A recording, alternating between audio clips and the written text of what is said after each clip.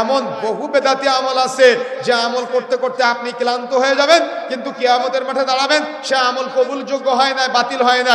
এরা এতটাই মূর্খ, এরা এতটাই অজ্ঞ, এরা এতটাই দিন ধর্ম সম্পর্কে জ্ঞানহীন, এরা নামাজের মধ্যে দোয়া করতে পারে না, এরা সালাতে দোয়া করার প্রয়োজনীয়তা মনে করে না, অথচ আজান ইকামতের মধ্যবর্তী সময়ে দোয়া করলে দোয়া কবুল হয়।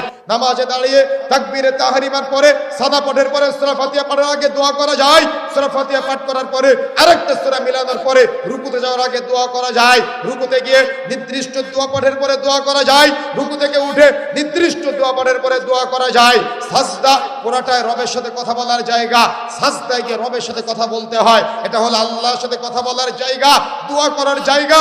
বৈঠকে বসে আত্তাহিয়াতু দুরূদ শরীফ দোয়া মাসুরা পড়ার পরে সালাম ফেরানোর আগে লম্বা সময় দোয়া করার জায়গা। এতগুলো দোয়া করার জায়গা থাকার পরেও আপনি দোয়া নামাজের মধ্যে করলেন না। নামাজ শেষ করে ইমাম সাহেব দোয়া করে হাত তুলে, আর আপনারা হাত তুলে আল্লাহুম্মা আমিন না বলে আপনাদের নাকি নামাজই হয় না। কথা বুঝেন নাই? অথচ দোয়া করার জায়গা নামাজের ভিতরে, নামাজের ভিতরে দোয়া করার প্রয়োজনীয়তা ফিল করলেন না, নামাজ শেষ করে দোয়া করার প্রয়োজনীয়তা মনে করলেন।